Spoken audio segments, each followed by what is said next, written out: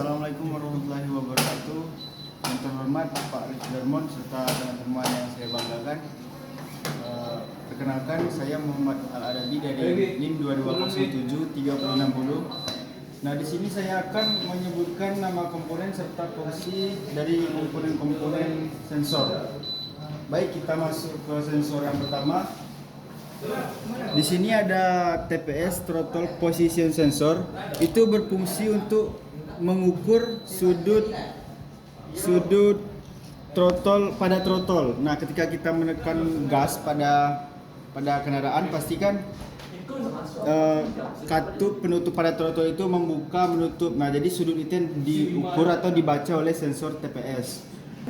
Nah, yang kedua itu adalah sensor MAP atau Manifold Absolute Pressure. Nah, jadi sensor ini berfungsi untuk mengukur tekanan udara yang berada di dalam intake manifold. Nah, untuk sensor yang ketiga ini ada sensor ISC, Ideal Speed Control. Nah, sensor ini berfungsi untuk mengukur udara yang masuk melalui port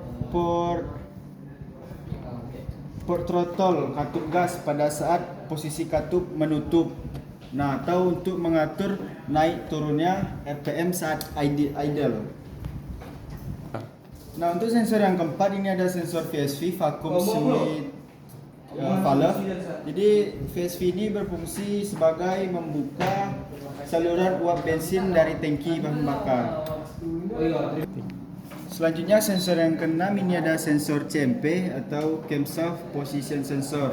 Nah, jadi fungsi dari sensor ini adalah menentukan langkah hisap di mana terjadinya pembakaran injektor atau penginjeksian. Nah, ini di sensor CMP. Kemudian sensor ECT, Engine Coolant Temperature. Nah, jadi sensor ini berfungsi untuk pendeteksi cairan pendingin untuk mesin. Nah, selanjutnya injektor. Nah, jadi pada injektor ini berfungsi untuk menyemprotkan bahan bakar ke dalam ruang bakar dengan cara mengubah partikelnya menjadi kabut. Lanjut pada coil. Nah, jadi fungsi coil ini sebagai alat untuk menaikkan tegangan yang tadinya dari aki 12 volt menjadi tegangan 25.000 volt dari hasil induksi dari elektromagnetik yang dihasilkan oleh dua kumparan primer dan sekunder. Kemudian knock sensor itu berfungsi untuk mendeteksi ketukan atau getaran yang tidak wajar terjadi akibat pembakaran tidak sesuai selama mesin beroperasi. Nah, jadi di sini letak knock sensor di bawah intake manifold. Ini selanjutnya ada sensor IAT atau intake air temperature. Ini IAT ini berfungsi untuk mendeteksi suhu udara yang masuk ke dalam intake manifold. Nah, ini ada sensor oksigen. Nah, jadi sensor oksigen ini berfungsi untuk mengontrol atau mendeteksi jumlah oksigen pada gas buang. Komponen ini mengirim sinyal ke ECU. Kemudian ini ada letak sensor dari CKP. Di sini bisa kita lihat atau Crankshaft Position Sensor. Nah, jadi sensor CKP ini berfungsi untuk memberikan informasi ke bagian ECU mengenai kecepatan putaran mesin serta timing dari pengapian.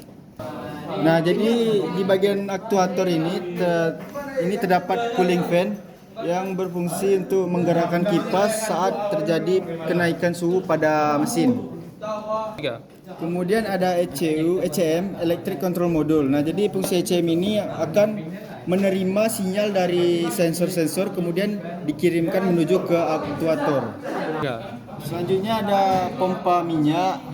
Nah, jadi pompa minyak ini untuk memompa minyak yang ada di dalam tangki agar naik menuju ke atas pada bagian mesin. Nah, dan yang terakhir adalah sensor OCV, Oil Control Valve. Nah, ini sensor yang ada pada mesin Avanza Dual VVT-i. Oke. Penjelasan nama komponen beserta fungsi dan letaknya sensor maupun aktuator. Sekian dari saya, semoga video yang saya buat dapat memberi pengetahuan Anda agar bisa memahami letak komponen serta fungsi dan nama-nama komponen tersebut. Saya akhiri, wassalamualaikum warahmatullahi wabarakatuh.